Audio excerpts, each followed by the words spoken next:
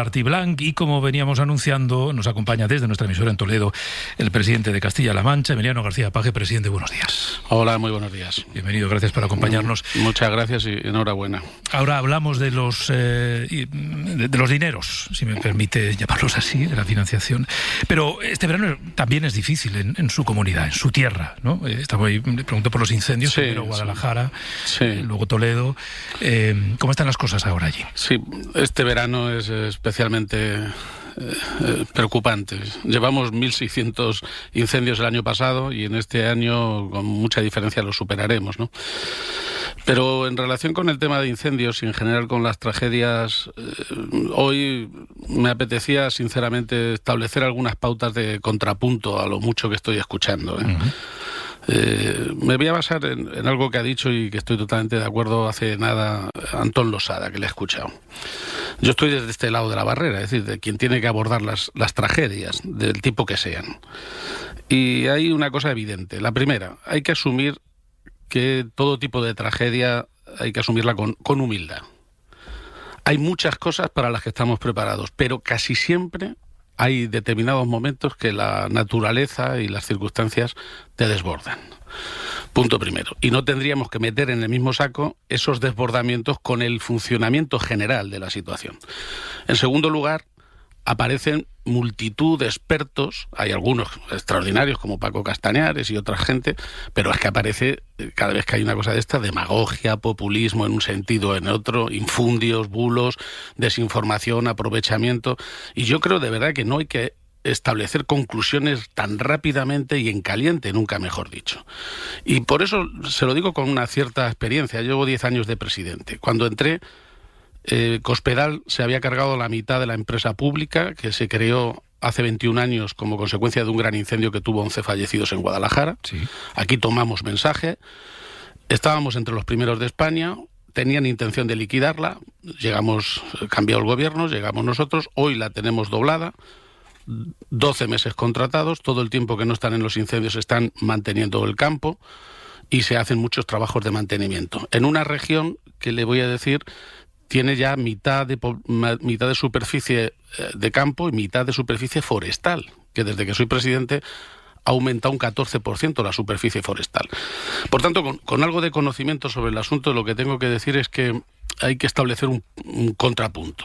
Hay problemas, hay cosas que mejorar sin duda, pero no tengamos esa perspectiva tan nefasta de España, ni de cómo aborda las tragedias España. Lo digo de verdad de todo tipo. Hemos abordado el COVID, hemos abordado danas, hemos abordado de todo tipo. Y los incendios, que son más recurrentes evidentemente por la climatología, lo auténticamente importante son las condiciones del clima en el momento en que se desata el incendio, que pueden tener más o menos envergadura.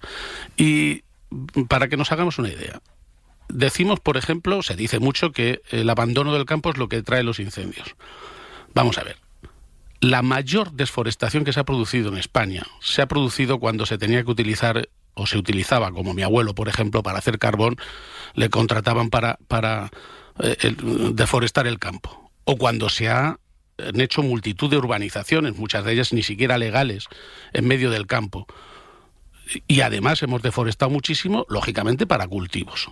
Pues fíjese, le voy a dar el dato. Cuanto más se abandona el terreno de cultivo, más crece la superficie forestal. Uh-huh. España ha aumentado desde los 80, desde los 90, desde los 70 su superficie forestal. Somos, después de Suecia, el segundo país con más superficie forestal de toda Europa. Y vamos creciendo en la medida en que el abandono del campo hace que crezcan los matorrales, crezca todo tipo de superficie y también la superficie arbórea, ¿no? De manera que, junto a ese elemento hay que decir que tenemos muchísimos, pero muchísimos más medios que hace 20, 30 y 40 años. Aéreos que antes eran muy difíciles, cada día más optimizados, tecnológicos, drones.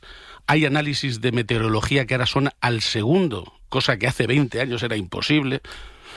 Yo no tengo esa sensación. Mire, el 90% de los incendios los apagamos antes de que lleguen a una hectárea, en conato. Claro, eso no se cuenta.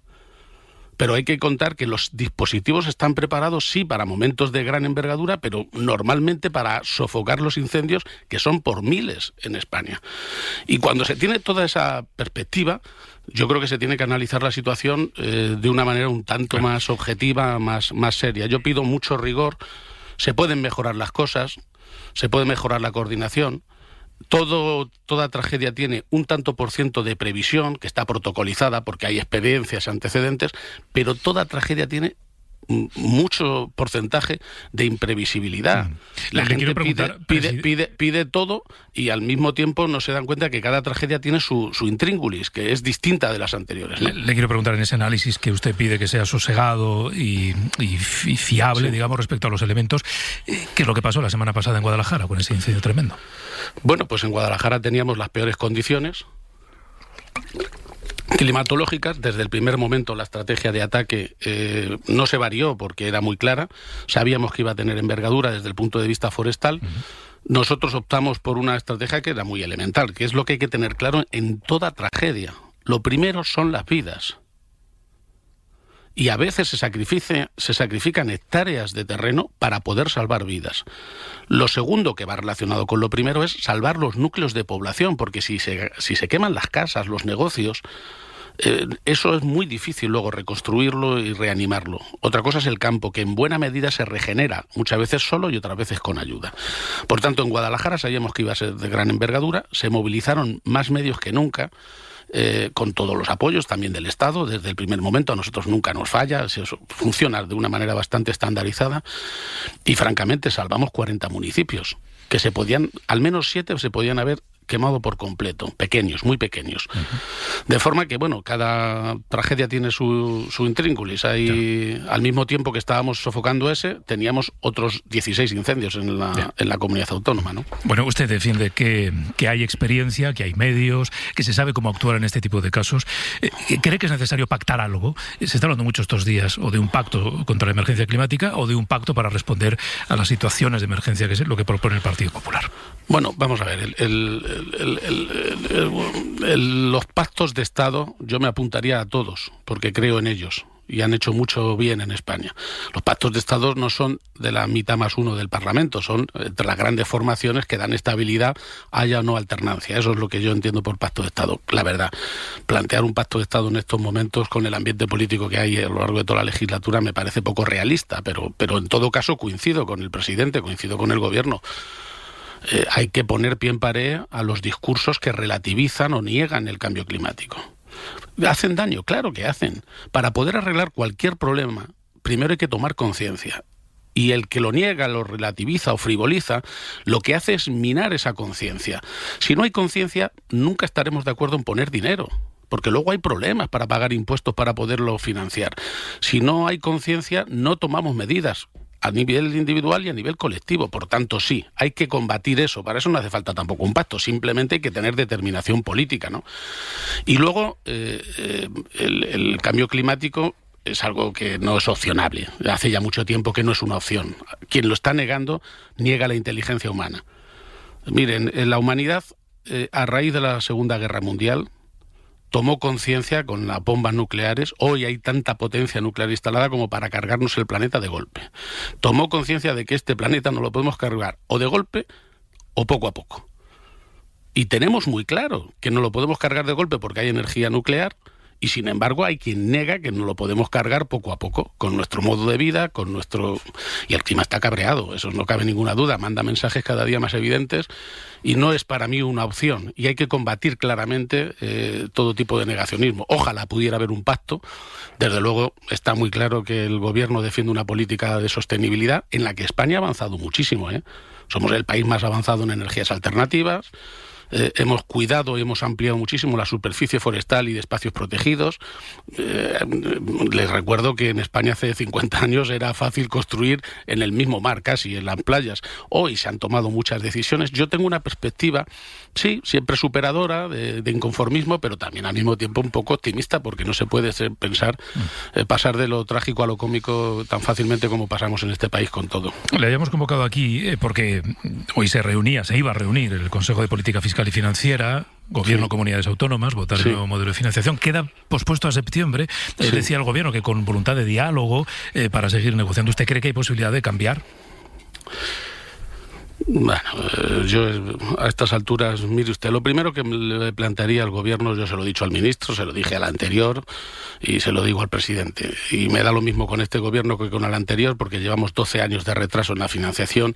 Parece mentira que estemos negociando y hablando de financiación sin haber tenido 4 presupuestos en el final, aunque quede un año, ¿no?, de legislatura, y con la precariedad política que hay. No es un contexto como para abordar un gran pacto de Estado. Tengan en cuenta que el Consejo de Política Fiscal y Financiera, en términos legales, es un poco un trámite muy estéril. La mitad la tiene el Gobierno, es decir, siempre sale lo que quiere el Gobierno, da igual, ¿no? Es un trámite.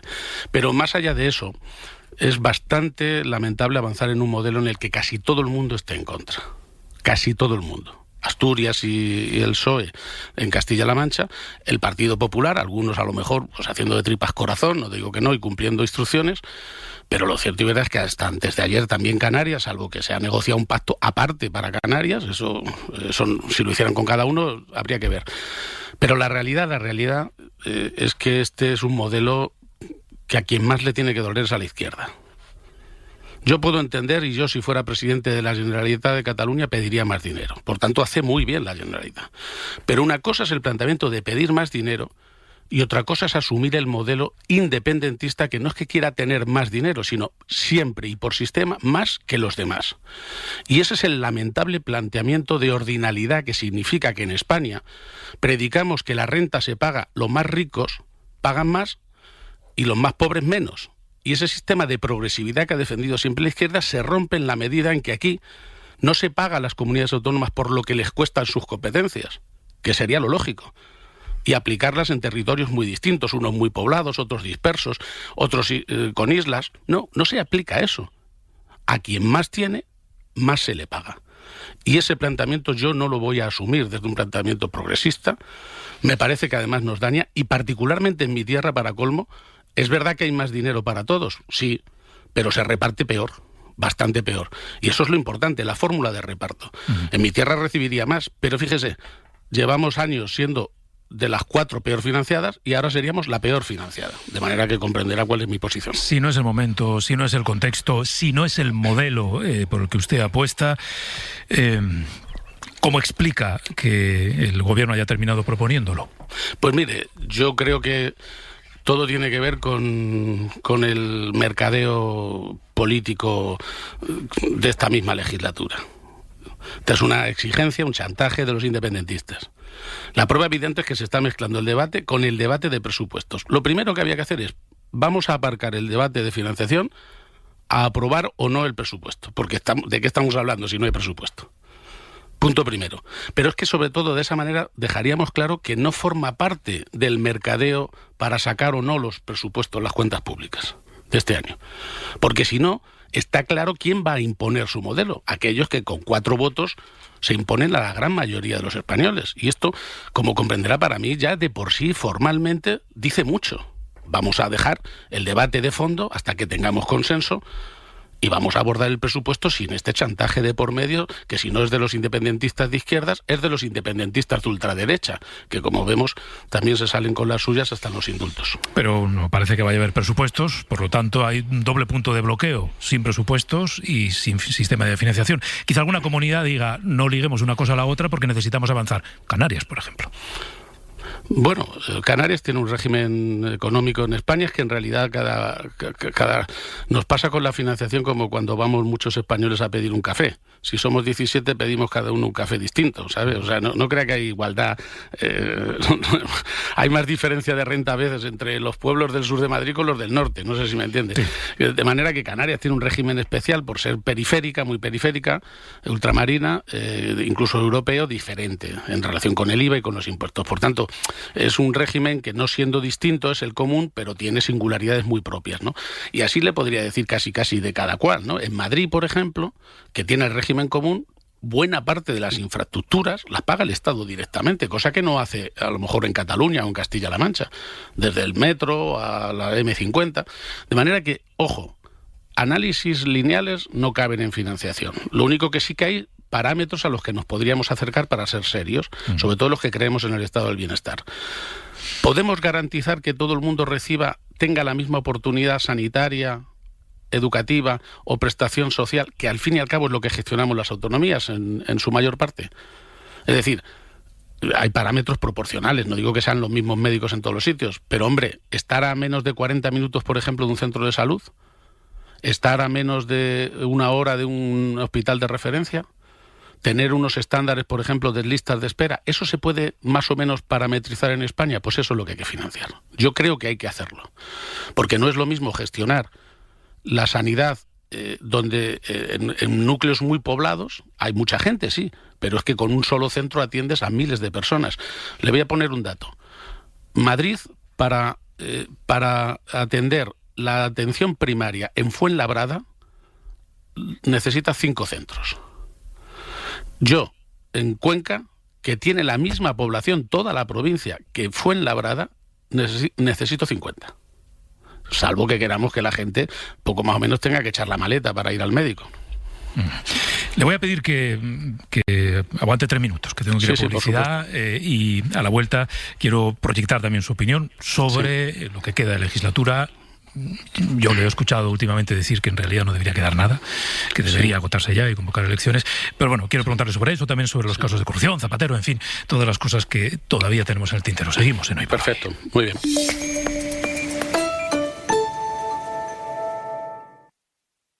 Tienes más Hoy por Hoy en nuestras redes sociales. Búscanos en YouTube, Instagram, TikTok, Facebook y X. La actualidad importa. Seguimos atentos, como dices, a esos 2 incendios en Aragón. De lunes a viernes, a las 2 de la tarde, hora 14. Lo que pasa, lo que importa. Cadena SER. De lunes a viernes a las 11:30 de la noche, El Larguero. Toda la actualidad del deporte con el equipo líder de la radio deportiva. También en verano, todo el deporte en la SER.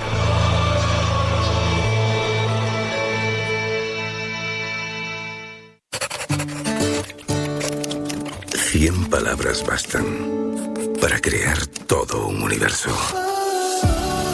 Relatos en cadena. En la goma de sus calzoncillos la aguja se mueve con destreza. Con los pespuntes precisos acaba lo que el hijo le ha pedido. Verás, madre, qué bien vamos a estar. Vestido y con la maleta, se despide de todas. La madre, la mujer embarazada y las mellizas juguetonas que están empezando a andar. En ellas va pensando cuando baja del avión, nervioso, con la ilusión de una nueva vida. En la casa que van a tener, una habitación para ellos, otra para la abuela y las niñas. Un perro también. Decide cuando el pastor alemán que sujeta a un policía se detiene frente a él. Relatos en cadena. Grandes historias en formato micro. La Ventana, con Carlas Francino. Cadena SER. Cadena SER. El poder de la conversación.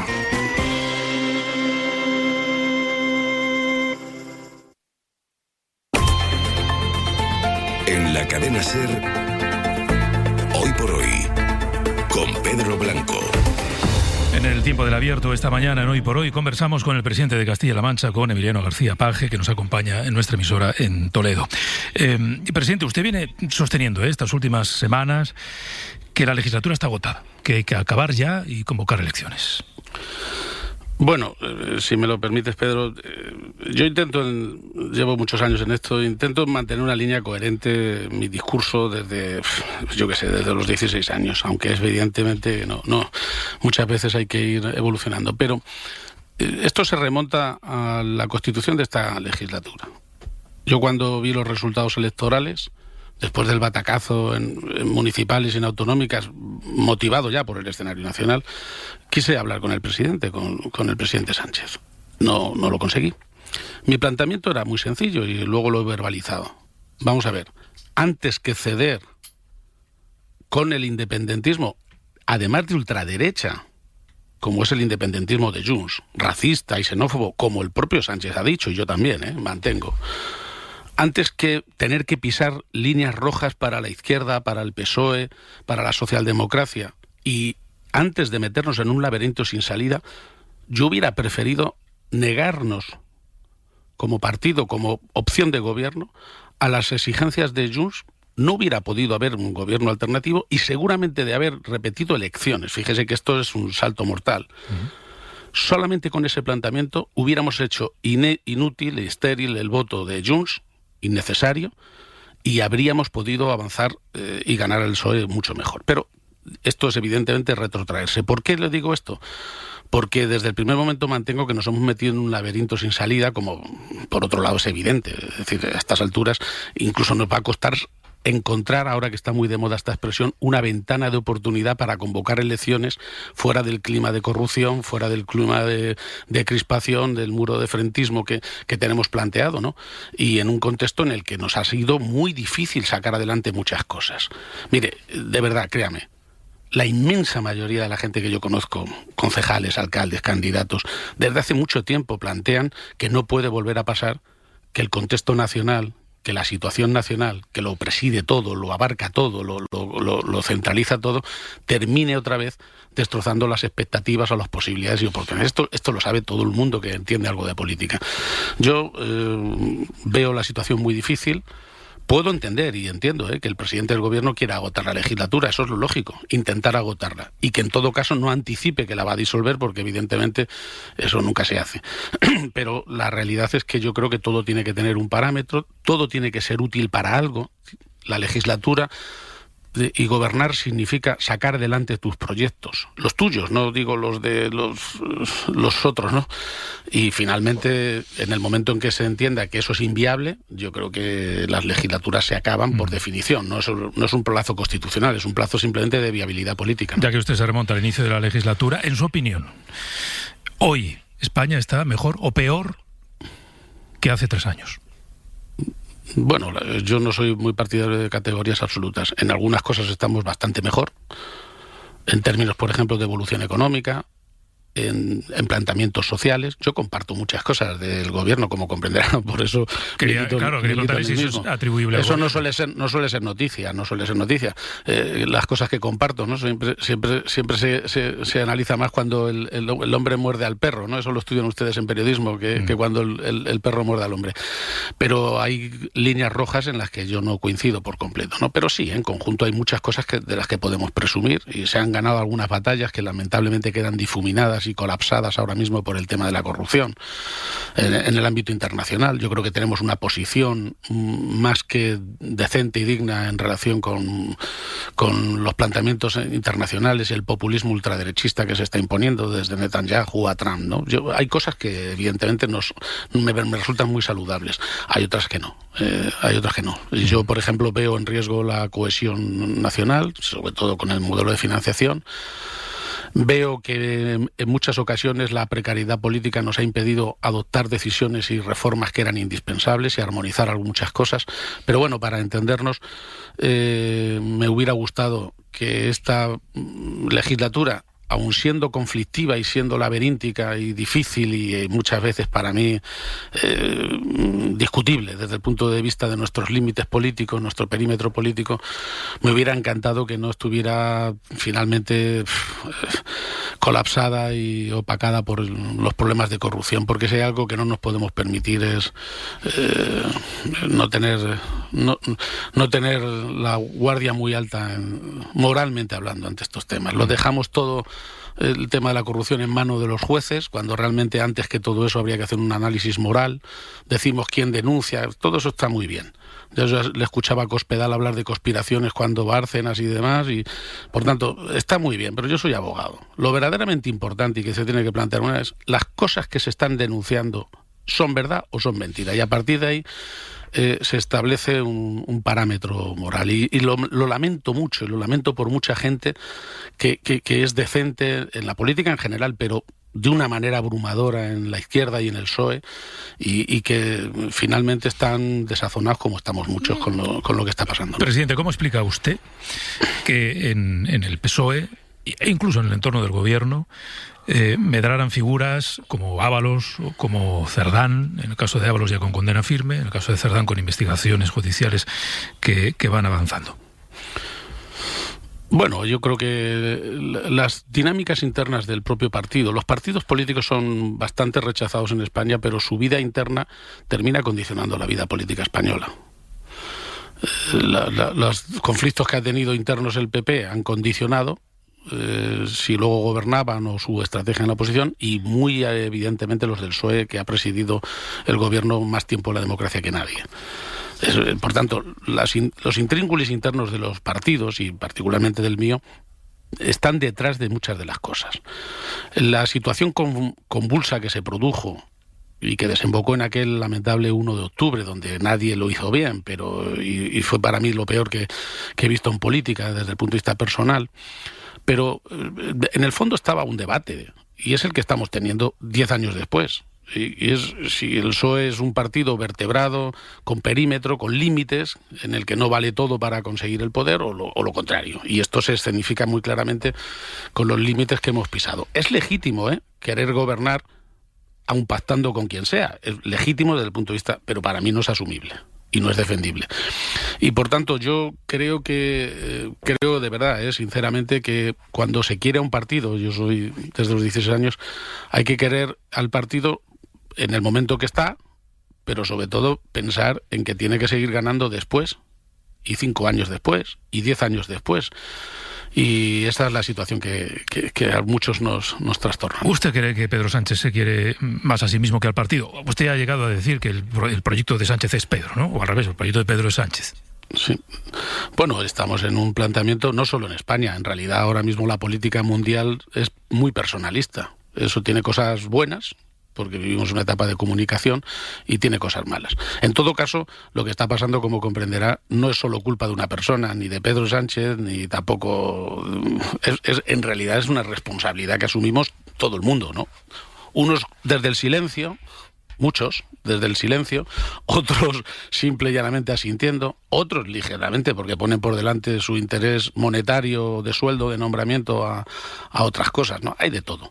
Pero yo no voy a residenciar todas las dificultades, lógicamente, en Pedro Sánchez, que tiene todo el derecho del mundo a tener ambición política, que es la gasolina que mueve la política. Si no quisiéramos ganar la confianza de la gente, no funcionaría el sistema democrático, que siempre sería la alternativa mucho peor. Por tanto, no ese es el problema, pero hay que tener parámetros de coherencia siempre. Por ejemplo, cuando hablamos de corrupción, de verdad, ahora cree que con la que nos está cayendo en materia de corrupción, ganamos en credibilidad indultando a gente que ha sido condenada por corrupción. ¿Es posible que nos crea más gente hoy que hemos conocido a última hora de la jornada de ayer indultos, alguno muy claro por chantaje independentista como el de Laura Borràs, que no tiene nada que ver con el tema de la amnistía, Es decir, indultando por corrupción, que es algo que hemos prometido no hacer nunca, ganamos en credibilidad para decirle a la gente que estamos en contra de la corrupción, y más si es de los nuestros.